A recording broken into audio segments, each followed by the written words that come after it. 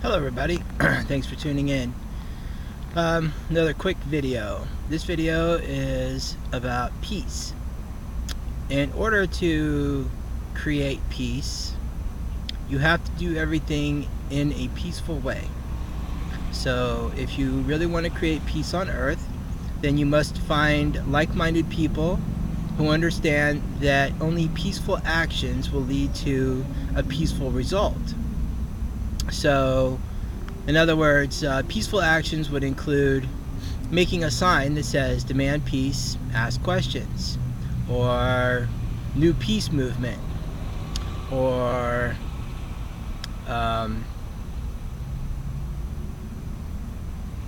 something with the word peace in it. you probably brainstorm and come up with more ideas than I can. So creating a sign is the best way of getting the message out. Standing on the side of the street is the best way to get people to read the sign. Now you have to be diligent.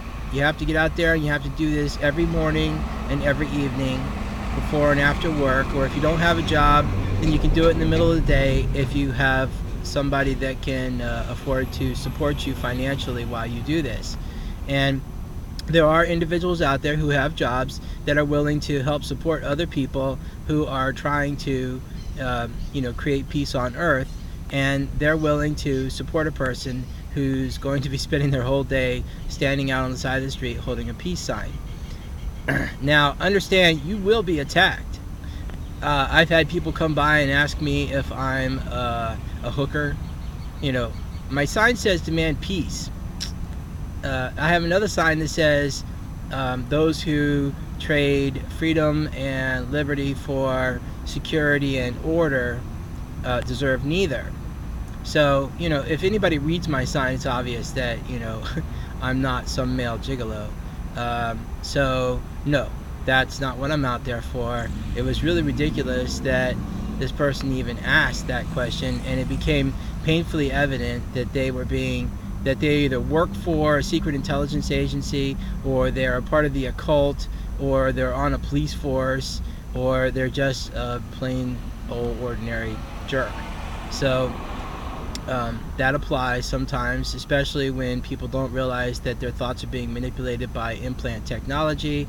It's easy for them to fall prey to this negative attitude and this negative way of thinking, to where the highlight of their day is pulling up to a guy on the side of the street that has a sign that says demand peace and asking him a question like that.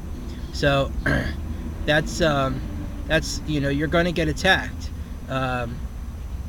I've had people pull up next to me because I'm here in Woodbridge, Virginia, and say, do you know how to get to DC?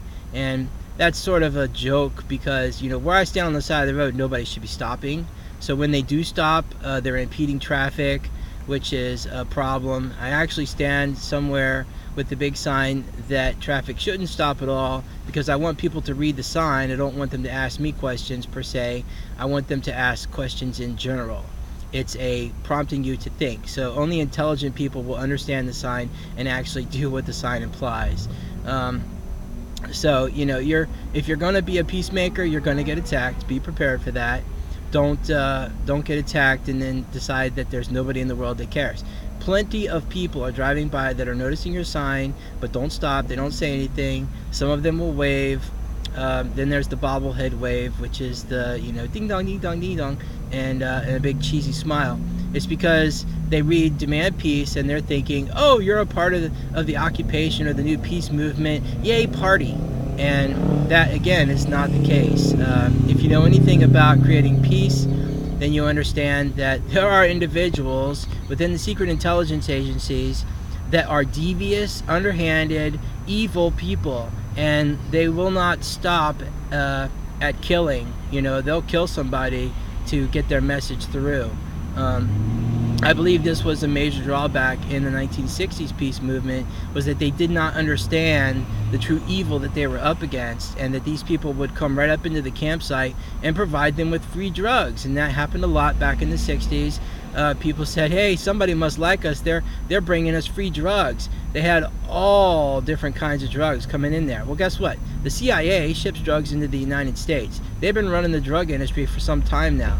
So it was easy for them to provide these free drugs to the peace movement in order to divert it and destroy the individuals, and in some cases actually, you know, cause overdoses where some of the people that were in the peace movement were dying.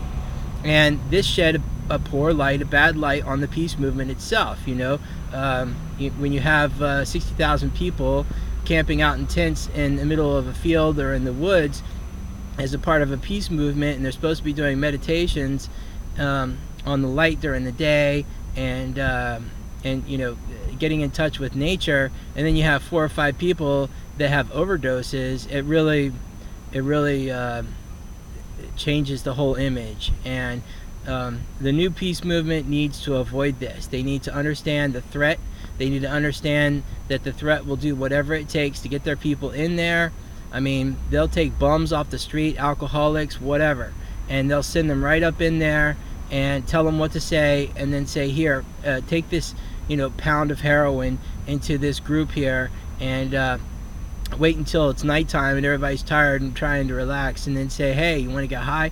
I got free heroin, whatever. You know, be aware that these are the tactics that will be used by secret intelligence agencies to try and crush any peace movement that comes along, because peace movement is the rebellion. We are the renegades of peace, the renegades of light. And if you meditate on the light, you'll start to understand the true enemy that you're up against is, you know, they're using technology on us. They're using drugs to fight the occupation.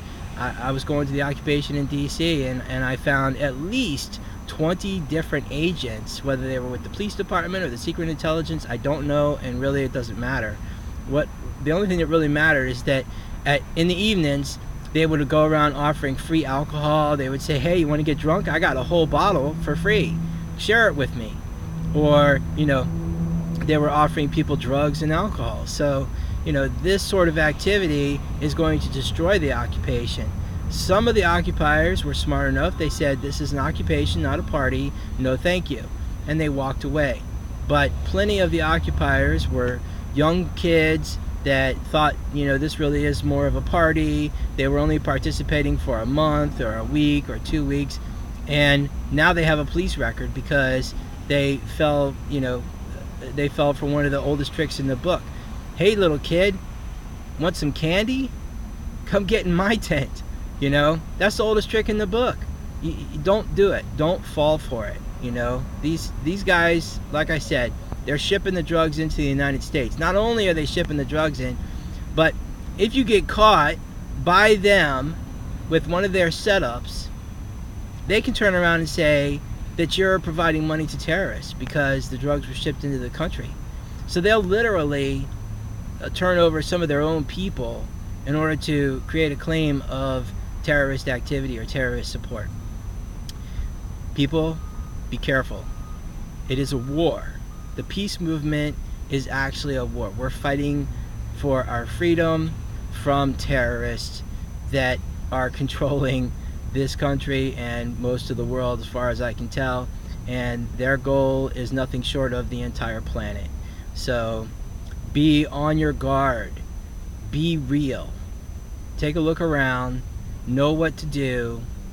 Do peaceful things. Do not spray paint buses. Do not tear down signs. Do not spray over signs. You know, don't destroy neighborhoods. Don't leave your trash behind. You know, these are all the things that you need to be alert and aware of if you're going to be a part of the new peace movement. That's it for this video. Thanks for watching.